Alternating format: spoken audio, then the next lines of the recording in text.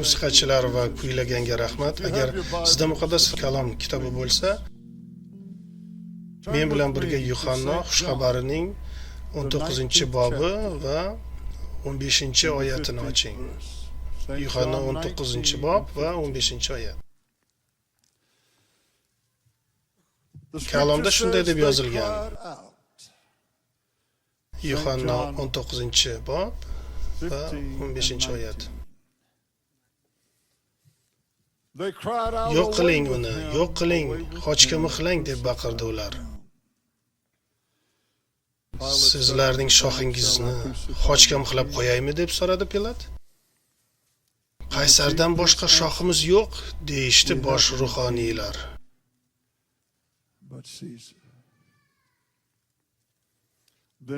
Oxiri Pilat Isoni xochga mixlash uchun askarlarga topshirdi. Bugun men bir oz voizlik qilmoqchiman. Bu voizligimda men Isoning xochda osilganida aytgan 7 ta gapi degan mavzuda gapiraman. Rabbimiz Iso xochda bo'lganida aytgan 7 ta gapi. U osmon va yer o'rtasida osilgan edi. Keling ibodat qilamiz. Osmondagi otamiz, bugun shu odamlar oldiga Iso nomi bilan keldik. Shunda ham Rabbiy o'z tabiatimizda biz hech narsa ekanimizni bilamiz. Biz o'zimiz hech narsa qila olmaymiz, biroq sen bizga shu xabarni berding. Va shuning uchun sendan shuni so'rayman. Voizlik qilishda bizga kuch bergin, ularga esa quloq solishga qobiliyat bergin. Shularni Iso Masihning ajoyib nomi bilan so'rayman. Va shunda hamma amin va amin dedi. Isoning xochi ilgarida va hozirda ham juda muhimdir. Bizda uni tushunish uchun qobiliyat yo'q, chunki u juda ham keng va chuqurdir. Pavlus Ibroniylar 13-bob 20-oyatda shu xoch xabarini abadiy ahd deb atagan edi. Ya'ni bu ahd hech qachon o'zgartirilmaydi degandi. Bu ahd o'rniga hech qachon boshqa ahd berilmaydi. Unga hech narsa qo'shilmaydi. Bu ahdda hech qanday muqaddima bo'lmaydi. U barkamol ahddir.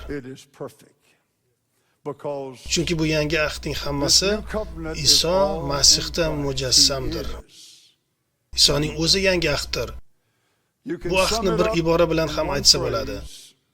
Iso Masih va uning xochdagi o'limi. Simon Butrus bizga ham yana shunday deydi. Agar muqaddas ruh unga shu so'zlarni bermaganda edi, biz bu haqda hozir bilmagan bo'lardik.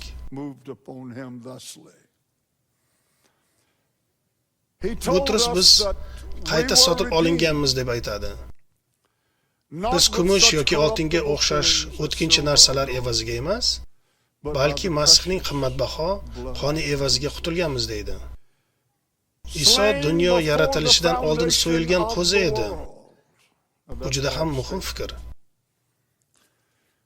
Demak, Xudo bu sayyorani yaratishdan oldin shu narsa sodir bo'ldi. Butun koinotni yaratishdan oldin. U odamni yer tuproqdan yaratishdan oldin bo'lgan narsa edi. Xudo o'z ongida shuni bilardi. O'zining ilgaridan bilish qobiliyati orqali, ya'ni Xudo hamma narsani biladi, o'tmishda, hozir va kelajakda bo'ladigan narsalardan u xabardordir. Shu bilan birga Xudo hamma narsaga ham qodir kimsadir va hamma joyda mavjud Xudodir. Oldindan shularni biladigan Xudo o'zining eng buyuk ijodi, hatto farishtalardan ham yuksak bo'lgan kimsa, ya'ni odam nima qilishini Xudo bilardi. 8-zaburda shunday so'zlar yozilgan. Inson zoti nedirki, u haqda o'ylagaysan. Bandalar nedirki, sen ularni ardoqlaysan. Sen ularni o'zingdan andak past qilding, izzat va sharaf tojini ularga kiygizding. Ingliz tilida farishtalardan andak pastda qilding deyilgan, lekin aslida ibroniy tilida shu yerda ilohim degan so'z ishlatilgan.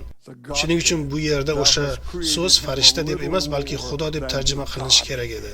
Sen uni odamni, ya'ni Xudodan andak past qilib yaratding. Odam gunoh qilib yiqilishini Xudo bilardi.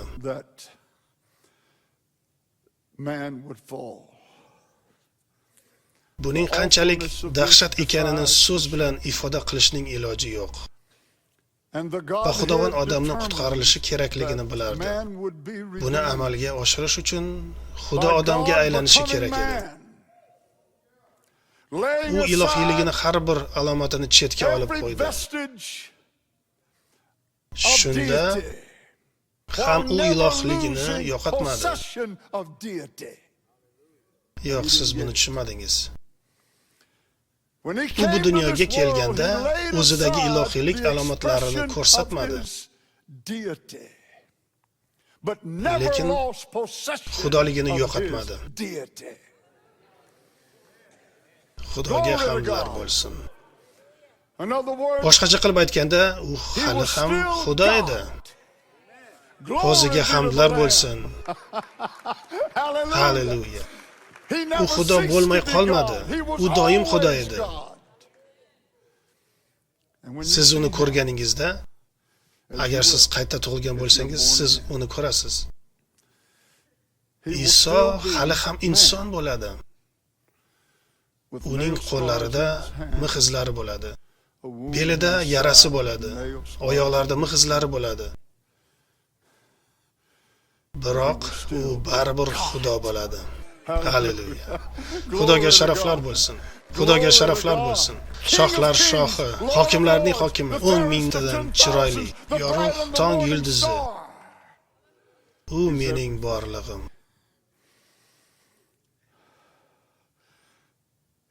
U xochga borish orqali odamlarni qutqaradi. Iso o'zining shogirdlariga shunday degandi. Bu Luqo 9 va 23-oyatda yozilgan. Kimda kim menga ergashishni istasa, bu so'z bugungi kunda ham juda muhim. Kimda kim menga ergashishni istasa, o'zidan kechsin va har kun o'z xochini ko'tarib ortimdan yursin deb aytgan edi. O'shanda Iso bu so'zlarni ularga tushuntirmadi, umuman tushuntirmadi. Luqoning 14-bobi va 27-oyatida esa Iso shunday deydi: o'z xochini ko'tarib ortimdan yurmagan odam ham mening shogirdim bo'la olmaydi. Iso xoch haqida gapirganida uning shogirdlari u nima haqida gapirayotganini umuman tushunishmagan edi. Xoch qiynoq orqali o'limning eng dahshatli turi edi. Ularning har biri juda ko'p marta qandaydir shaharga borishayotganda, ayrim joylarda xochlarda osilib turgan odamlarni ko'rishardi. Ko'p hollarda osilganlar bir nechta haftadan keyin o'lishardi. Shuning uchun yuzboshi Pilatga Iso allaqachon o'ldi deganda u juda hayron bo'lgandi. Xochdagi o'lim shunchalik dahshatli ediki, buni tasvirlab berish ham qiyin. Biroq Iso agar sen xochingni ko'tarib ortimdan yurmasang, mening shogirdim bo'la olmaysan deydi.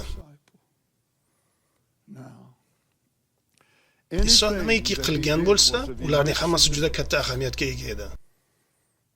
Hammasi muhim edi. U ahamiyatga ega bo'lmagan narsalarni qilmagan edi. Hamma narsalar uning hayoti, turmushi, mo'jizalari, shifo qilishi, aytgan so'zlari, u qilgan va aytgan hamma narsalar juda muhim edi. Ularning muhimligini tushunishga bizda qobiliyat yo'q. Iso xochda osilib turganda 7 ta gap aytdi. U xochda 6 soat davomida osilgandi. Uni xochga osishganda bu haqda bir o'ylab ko'ring-a. Uni xochga qachon mixlashlarini undan so'rashmagandi. uni sud qilishganda butunlay yahudiylikka teskari holda sud qilishgandi.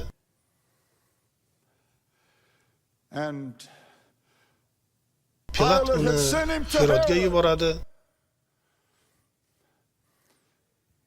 va ular uni shunday kaltaklashadiki,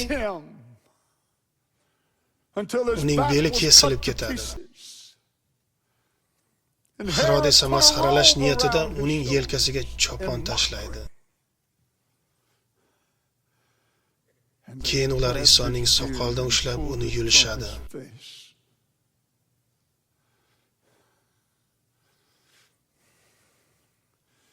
Iso uni qachon xochga mixlashlari borasida hech narsa deya olmasdi. Biroq muqaddas ruh bu masalani amalga oshira olardi.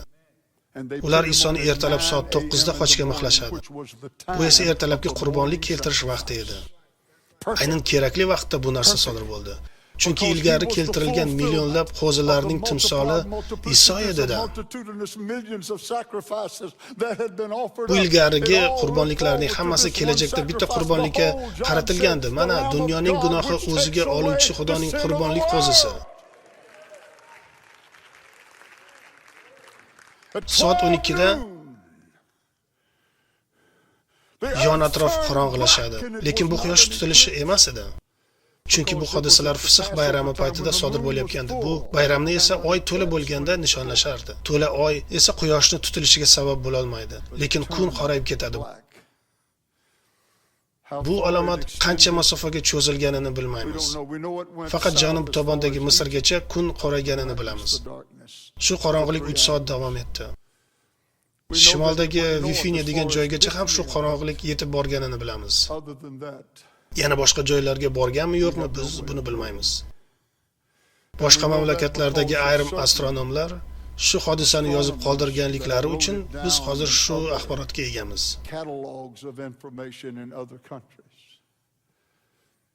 Kun qorayib ketdi va yer qimirladi. Bu zilzila juda g'alati edi, chunki zilzilalar har doim vertikal ravishda bo'ladi. Ular yerda chuqurlarni tashkil qilishadi. Bu zilzila esa yerni gorizontal ravishda ochib tashlagandi. Buni ma'nosi nima ekan deb so'rashingiz mumkin. Men buni bilmayman.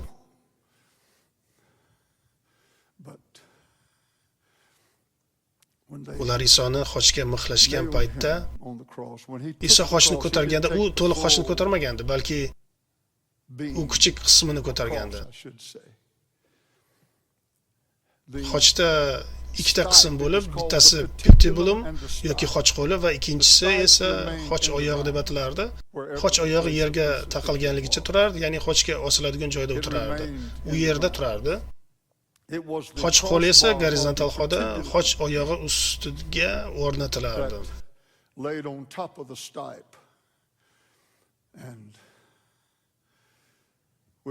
Isoning qo'lini shu xoch qo'liga mixlab qo'yishgan edi.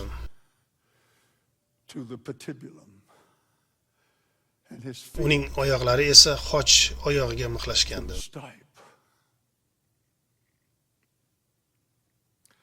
Men bu yerda sodir bo'lgan narsalarni batafsil aytib o'tirmayman. Isroildagi ruhoniylar uning ustidan kulib, uni masxara qilishganlarini aytmasam ham bo'ladi. Ular qandaydir yalqov odamlar, pianistalar, fohishalar yoki o'g'rilar yoki jinoyatchilar emas edi. Bular Isroil xalqining ruhiy rahbarlari edi-ku. Xudoning yo'lini to'sadigan odamlar doim jamoat ichida bo'lganlar. Xudoga qarsak chalib sharaflar bering unga. Meni noto'g'ri tushunmang. O'zini masihiy jamoat deb ataydigan odamlar orasida doim qoldiq, ya'ni haqiqiy masihiylar bor. Bu qoldiq doim mavjud bo'lgan. Halleluya. Bu ulug'vor jamoatdir. Unda dog' yoki ajin yo'q. U qo'zining qonida yuvilgandir. Bu yerda kimdir hozir xursand bo'lishi kerak.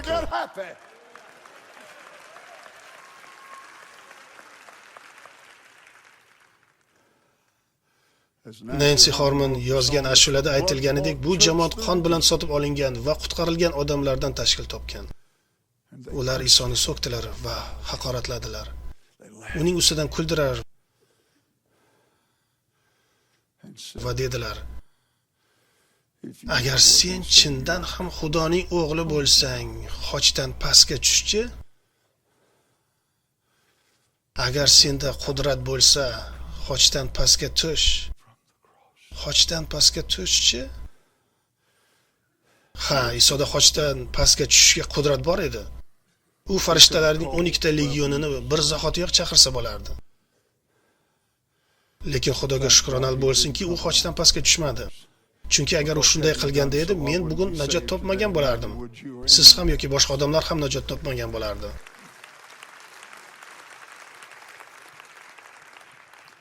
Xudo kalomida Isoning xochda aytgan gaplarining ketma-ketligi bizga berilmagan. Men o'zim kalom olimi emasman, lekin men butun umrim kalomni o'rganganman. Shuning uchun men shu gaplarni birin-ketin qo'yganman. Meni fikrimcha o'sha gaplar qaysi paytda gapirilganligini anabatma-navbat joylashtirdim. Isoni xochga mixlashganda uning birinchi gapi shunday edi.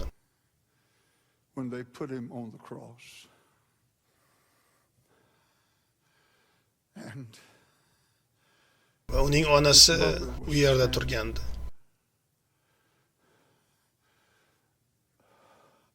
Magdalalik Mariya u yerda edi. Kleopaning xotini Mariya u yerda edi.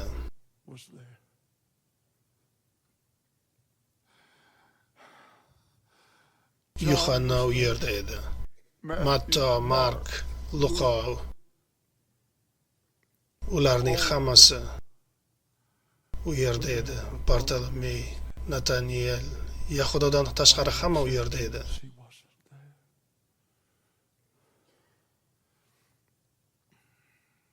Men Luqa dedim, lekin uning u yerda bo'lganmi yo'qmi hech kim bilmaydi.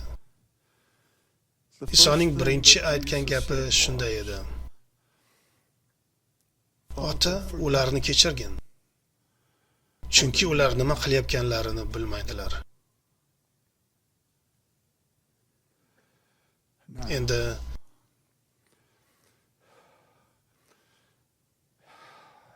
mana bunga quloq soling. Bu gap ibodat edi va Iso shu ibodatni aytdi. Lekin unga javob berilmadi. Tushunyapsizmi? Xudo hech kimni ularning irodasiga qarshi qutqara olmaydi. Xudo sizni majburlamaydi. Albatta u sizni majburlashi mumkin edi. Unda bunga kuch yetarli, lekin u sizni majburlamaydi. Onangiz siz uchun ko'p ibodat qilishiga qaramasdan, otangiz yoki qarindoshlaringiz ibodat qilsa ham bunday bo'lmaydi.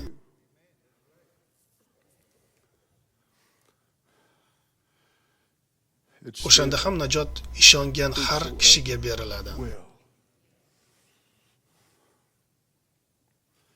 Nima deyotganimni tushunyapsizmi? Bu ibodatga Xudo javob bermadi. Lekin bu gapga aniqlik kiritish kerak. O'sha paytda unga javob berilmagandi. Lekin Iso ikkinchi marta qaytib kelganda, gunohlarni yuvishga emas, balki najot uchun kelganda, o'shanda u ibodatga javob beriladi. Ya'ni o'sha paytda tirik bo'lgan yahudiylar uchun o'sha ibodat ta'sir qiladi. Ha, Xudovanga qarsakchalik buni maqtang. Bu odamlar qilayotgan ishi orqali butun Isroil davlati vayron bo'lishini Iso bilardi. Ular Isoning ustidan kulishayotganda, Pilat masxaralab, "Mana shohingiz" deydi. Unga yahudiylar, "Bizda Qaysardan boshqa shohimiz yo'q" deb javob berishadi.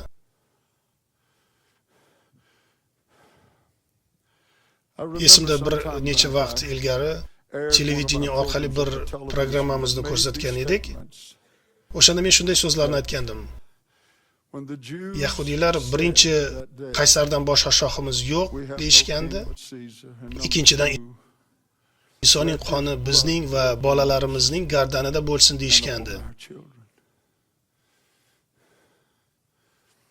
Bu orqali ular Xudoga sen bizga kerakmassan deb aytishgandi. Biz o'z yo'limiz bilan ketamiz deyishgandi. Biroq Qaysar juda ham dahshatli boshliq bo'lib chiqdi. Men shunday so'zlarni televideniya orqali ko'rsatdim. Undan keyin yahudiylarni himoya qiladigan tashkilotdan xat oldim. Shu tashkilotning boshlig'i menga qanday Xudo haqida voizlik qilyapsiz o'zi deb so'radi. O'sha Xudo 6 million yahudiylarni Gitler qurgan gaz kameralarida o'ldirgan-ku. Men o'sha gaz kameralarini ko'rganman. O'z qo'lim bilan o'sha kameralarning eshigini ochib ichishini ko'rganman.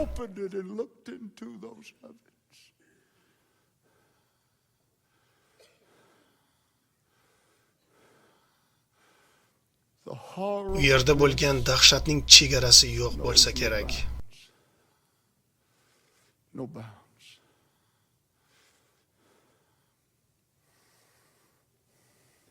Va o'sha yahudiy menga qanday Xudo haqida voizlik qilyapsan deb savol berdi. O'sha Xudo esa 6 million yahudiylarni o'ldirgan bo'lsa, men keyin unga javoban xat yozdim. Qadrli taqsir xatingiz uchun rahmat. Biroq o'sha 6 million yahudiylarni o'ldirgan Xudo emas edi.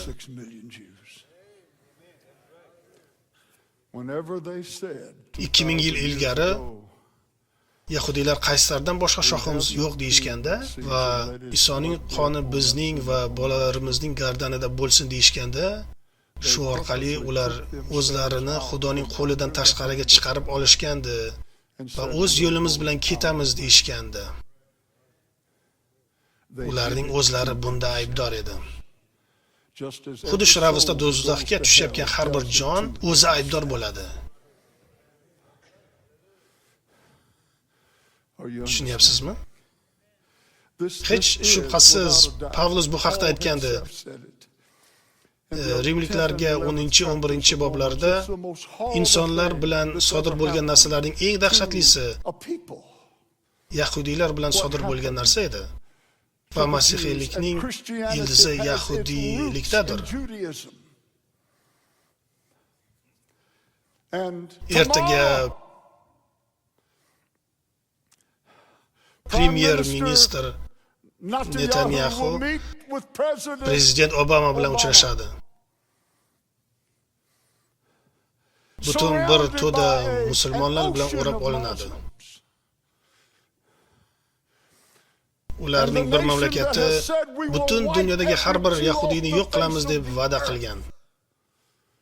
Bu Eron mamlakatidir. Ular yadro qurolini qurishyapti. Bugun ertalab Eronning qo'shni shtatlardagi sobiq elchisi shunday dedi: sentrifugalar aylanib qurol yasashga yanada yaqin kelishyapti. Va janob Netanyahu to'g'ri aytayapti. Ular aytgan gapining ma'nosi shunaqa.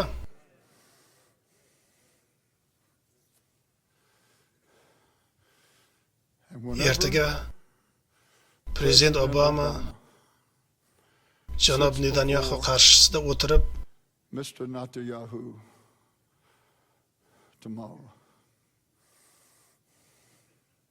ular qilgan qarorlari juda muhim bo'ladi. Biz Isroilni bo'rilar o'rtasiga tashlaymizmi? Yoki ular bilan birga turib himoya qilamizmi? Bu uchrashuv hamma Qo'shma Shtatlar prezidentlari qilgan uchrashuvlardan eng muhimi bo'lsa kerak. Chunki 2000 yil ilgari bizning yahudiy do'stlarimiz qilgan ishiga qaramasdan, Xudoning ularga nisbatan rejasi bor. Xudoda reja bor dedim. U Ibrohimni, Ishoqni va Yoqubni qaytarib keltiradi. Xudoga hamdlar bo'lsin. Kunlardan bir kuni ular qo'lingdagi yaralar qayerdan kelgan deb so'rashadi. Ularga Iso men bu yaralarni do'stlarimning uyida orttirdim deydi.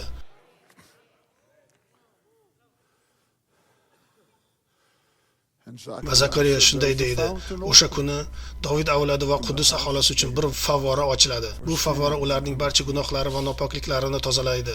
Yahudiylar Masihning oldiga kelishganda xuddi bizga o'xshab xoch orqali kelishadi. Xudoga sharaflar bo'lsin.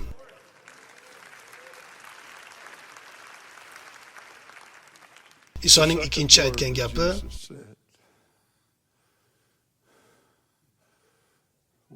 ey Xudoyim, ey Xudoyim, nega meni tark etding? Sharhli muqaddas kalomni o'qisangiz shuni ko'rasizki, Iso Xudo uni tark etganini bilib qolib shunday demagandi, balki shu narsa sodir bo'layotganini u tan olayotgandi. What was happening? For 3 soat davomida hours from midnight, 12 dan soat 3 gacha u o'lganiga qadar unga muqaddas ruh bildirgan paytda u o'lishi kerak edi. he had to die. Bu kechqurungi qurbonlik vaqti edi. Peshindan, ya'ni soat 12 dan to tushdan keyin soat 3 gacha osmon zulmat bilan qoplangandi. Xuddi Xudo parda bilan yerni qoplab qo'yganda edi. Chunki Iso gunoh uchun qurbonlik va kuydiriladigan qurbonlik bo'layotgandi. And the whole burnt offering. Mana shu ikkita qurbonliklarni nimaligini sizga tushuntirishga harakat qilay. Eski ahdning ramzlariga binoan gunoh qurbonligi keltirilganda gunohkor inson qurbonlik qilinayotgan aybsiz hayvonga hamma gunohlarini bergan bo'ladi. Bu qurbonlikning ma'nosi shu edi. Inson o'sha hayvonning boshiga qo'lini qo'yib gunohlarini e'tirof qilganda, o'zining o'sha gunohlarini bu aybsiz hayvonga berayotgan bo'lardi. Bu qurbonlik qo'zisi esa keyinchalik keladigan Iso Masihning ramzi edi. Kuydiriladigan qurbonlik esa Xudo gunohkor insonga o'zining hamma solihligini berishini bildirardi. Siz buni yaxshi tushunmadingiz shekilli. Siz buni tushunmadingiz.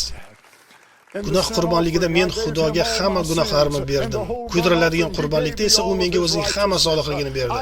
Men juda ham ajoyib savdoga ega bo'ldim. Xudo men bilan o'rtamizda juda ajoyib alishtirish sodir bo'ldi. Kimdir hayqirsin, kimdir Xudoni madhiyalasin.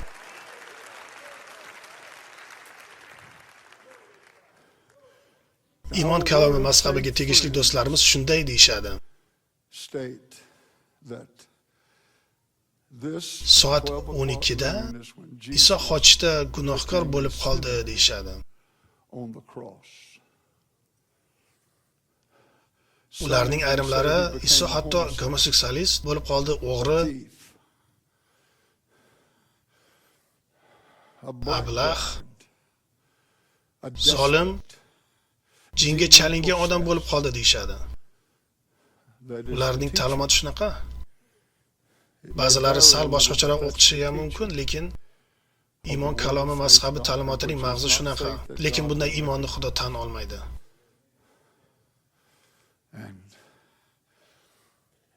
Xudo Isoga qaray olmadi. O'sha 3 soat davomida shunday bo'ldi. Chunki Iso har bir gunohning jazosini o'z zimmasiga oldi. Ilgari qilingan gunohlar, hozirda qilinayotgan gunohlar va kelajakda qilinadigan gunohlar jazosini u ko'tardi. Xudoga sharaflar bo'lsin. Xudoga sharaflar bo'lsin. Xudoyim, nechuk ta'sirlanib ketyapman, huzurini sezyapman. Sizga shayton yolg'on aytishiga yo'l qo'ymang. U sizga Xudo seni shu gunohing uchun hech qachon kechirmaydi demasin. Iso xochda o'ldi va kerakli narxni to'ladi. Endi esa qilgan ishingiz qanchalik yomon bo'lmasin, siz har qanday gunohdan yuvilib tozalanishingiz mumkin.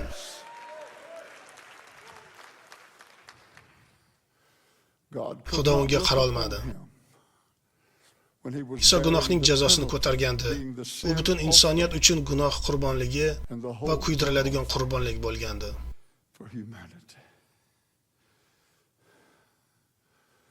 Bu mavzuni tugatishga menda vaqt yetmaydiganga o'xshayapti.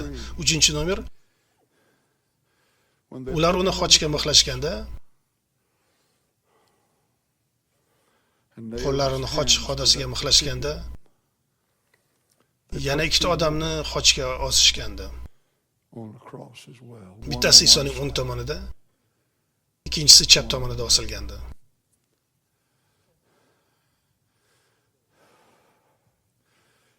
Aynan shunday bo'lishi haqida payg'ambarchilik so'zi aytilgandi.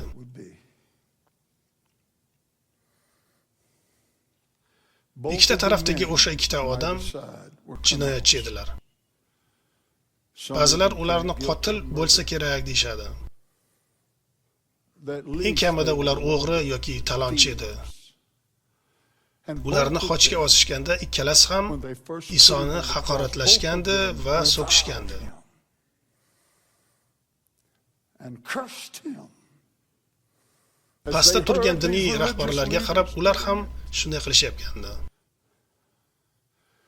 But somewhere Biroq 6 soatlik vaqt in orasida that 6-hour period, shu jinoyatchilardan biri bu kimsa boshqalarga o'xshamasligini tushundi. there's something different about this one. Hallelujah. Hallelujah. Hallelujah. Hallelujah. Bu shaxs boshqalarga o'xshamaydi. Ha, taqsir. Siz hozir shon-shuhrat makonidasiz. Biroq siz rost gapirdingiz. U shohlarning shohi, hokimlarning hokimidir. 10 mingtadan chiroylidir. Yorug' tong yulduzidir. Osmondan tushgan quvonch manbai. U qudratli, u quvvatli Xudodir. U inson tanasida kelgan Xudoning o'g'lidir. Immanuel, Xudo biz bilandir. Emmanuel, God with us.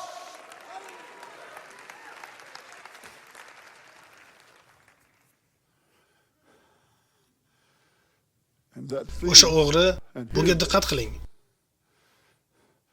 Siz qanchalik yomon holatda bo'lmasangiz ham shunga e'tibor bering. O'sha o'g'ri shunday dedi. Rabbi, shoh bo'lib kelganingda meni eslagin.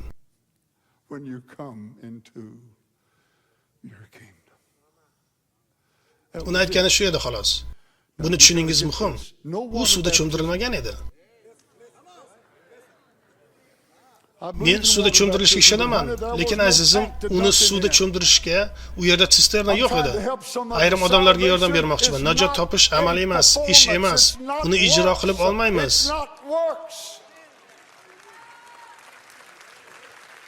Xudoni bitta shaxs deydiganlarga aytay. U o'g'ri noma'lum tillarda gapira olmasdi, chunki unday tillar hali berilmagandi.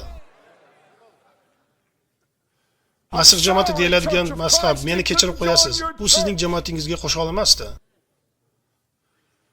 Katoliklar ham meni kechirib qo'ysin, u sizlarning jamoatingizga ham qo'sha olmasdi.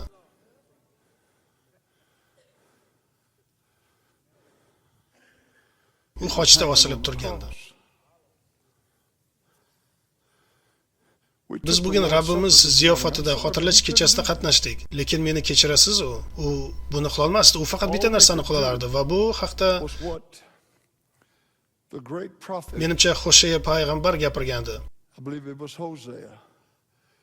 Xudo shu inson orqali gapirib, o'zing bilan so'zlaringni olib kelgin degandi.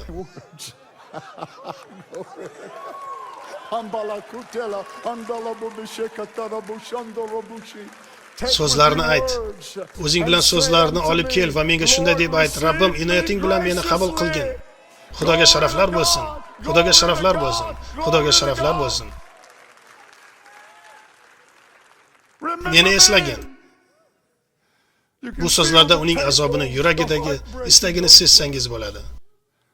Sizlardan ayrimingizni butun jamiyat tashlab ketgan. Oilangiz sizni tashlab ketgan.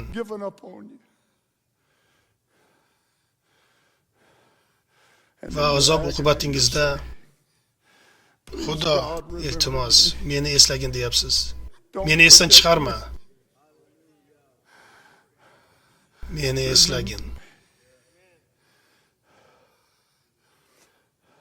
Even in death, he remembered, a thief hanging by his side. And he spoke of love and compassion. Then he took him to paradise. If that isn't love, then heaven's a myth. There's no feeling like this.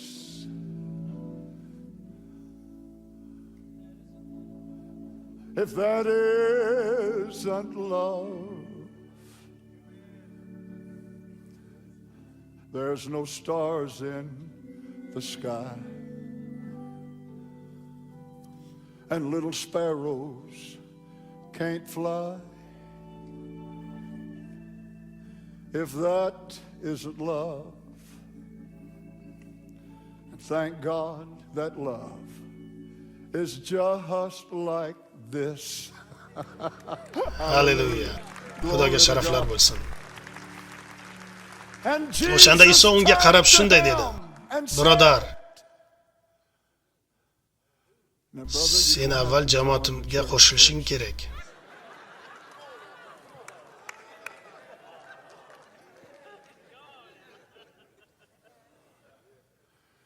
Sen shularni bajaraman deb mana bu shartnomaga qo'l qo'yishing shart.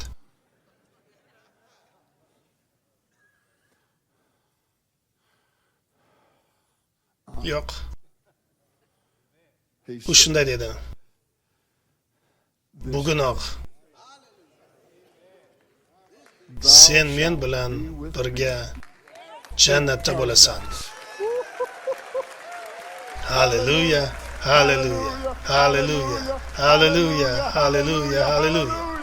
Bugunoq Xudoga shukr, qo'zining qoni bilan u qutqarildi. Redeemed, how I love to proclaim it. Well, redeemed by the blood of the Lamb, redeemed by His infinite greatness. Well, His child and forever I am. Redeemed, thank God, redeemed. Redeemed by the blood of the Lamb. Redeemed, oh, redeemed, His child, and forever I am. Bundan tashqari Isoning yana 4 ta gapi bor, lekin bugun bu haqda ayta olmayman. Yana boshqa paytda aytishim kerak bo'ladi. Hammangiz o'rningizdan turing iltimos. Tushdan keyin taxminan soat 3 ta Iso o'z ruhini Xudoga topshirdi va o'ldi. Keyin u pastga jannatga tushdi. U yerdagi eshikni keng qilib ochdi. Lekin u bilan birga yana kimdir bor edi. Uning oldida o'g'ri bor edi. U endi qon bilan qutqarilgan, qoni bilan yuvilgan quvvatli Xudoning farzandi edi. Xudoga sharaflar bo'lsin. U hammadan ham kam vaqt jannatda bo'ldi. U birpasda ichkariga kirdi-da, yana qaytib chiqdi. Xudoga sharaflar bo'lsin. Kimdir xursand bo'lishi kerak. Praise God. Well, oh, say, but I'm glad, I'm glad.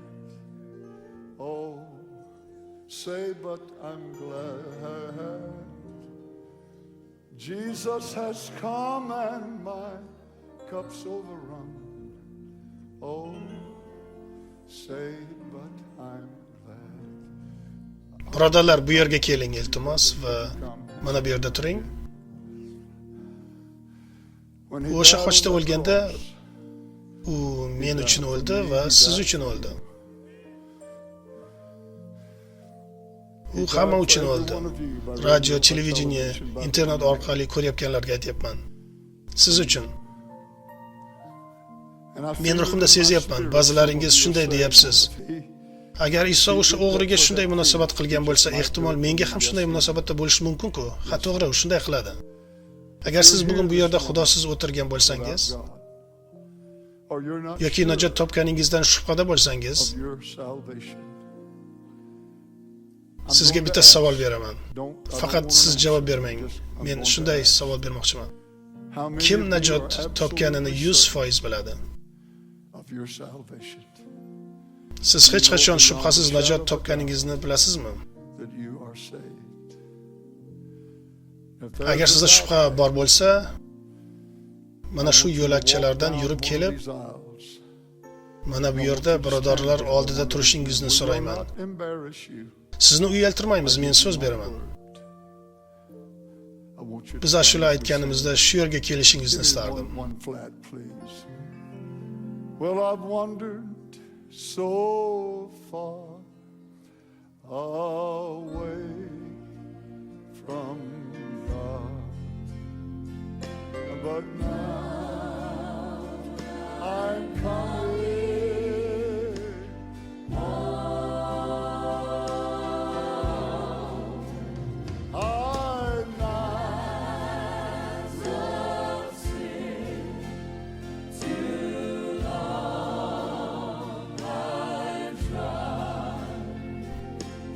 Keling. Keling. Keling deyman sizga. Yana bir marta kuylang.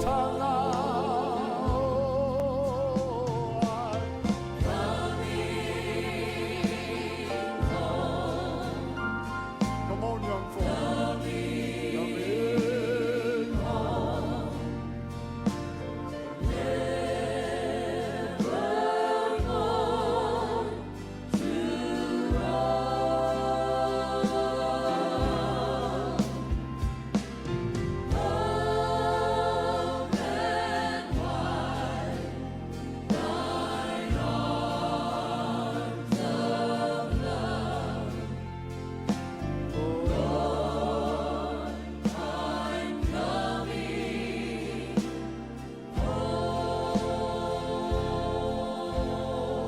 I'm going to have Ulardan yana bir marta kuylashni iltimos qilaman. Va bu yerdagi har bir masihiydan shuni so'rardimki, agar orqangizda, to'g'ringizda yoki yoningizda turgan kishi najot topganini aniq bilmasa, if there's bu yerga kelishni ularni iltimos bilan taklif qiling va ular bilan birga siz ham shu yo'laklardan yurib bu yerga keling. it'll be the Bu greatest hayotingizdagi eng buyuk vaqt bo'ladi. in your life. Now, Keling, one yana more bir time. marta kuylaylik. I've wasted many years.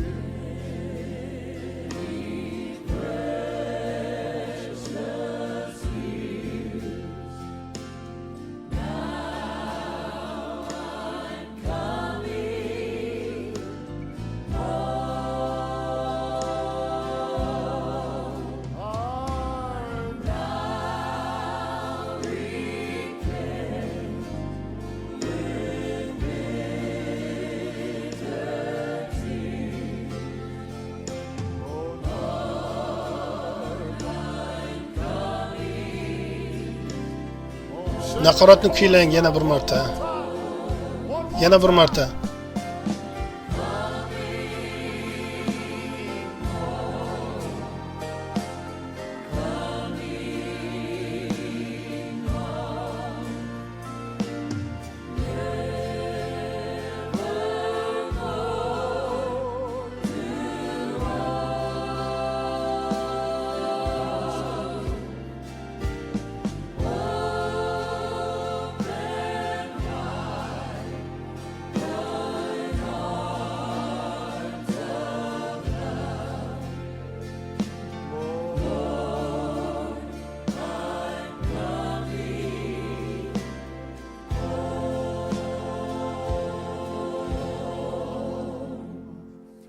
Menga qarang.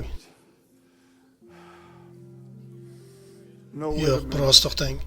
the Lord Rabbimiz said, yana bir "Say marta it kuylang one deb more aytdi. time." Yana bir marta. I've wandered far away from God. He's speaking U to yuragingga your murojaat qilyapti hozir. heart. He's U speaking joningga murojaat qilyapti. I'm coming home.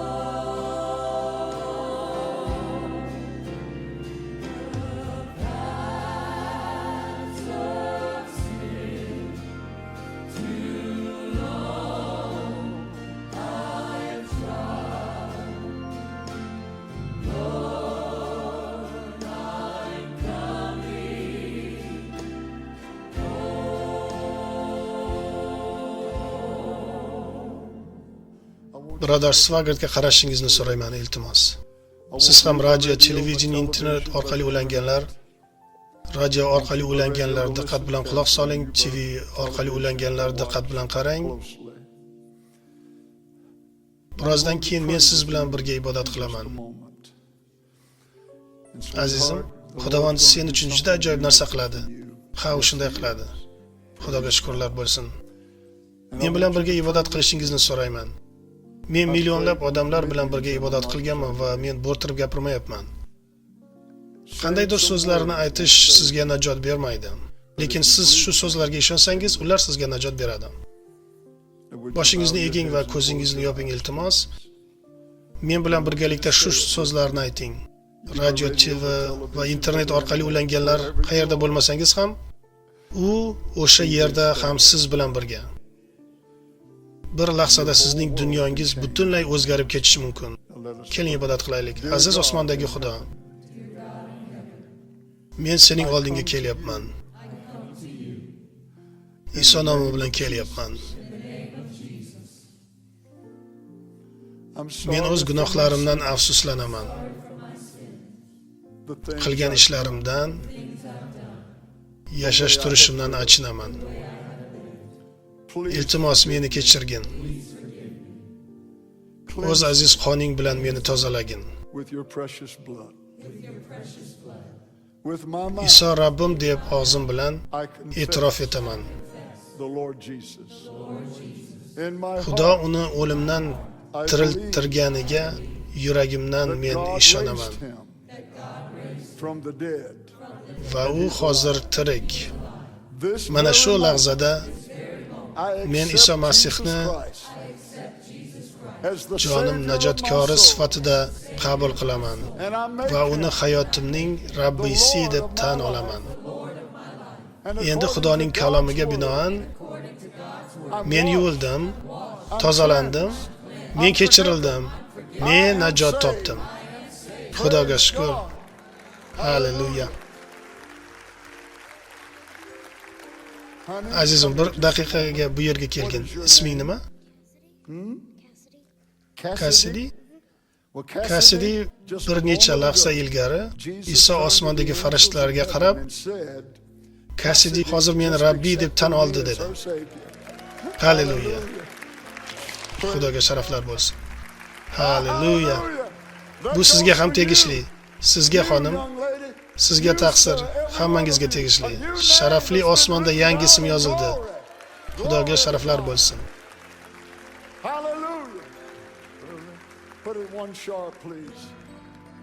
Bugungi soat 6 da yig'ilishga ham keling. Well, there's a new name written down in glory.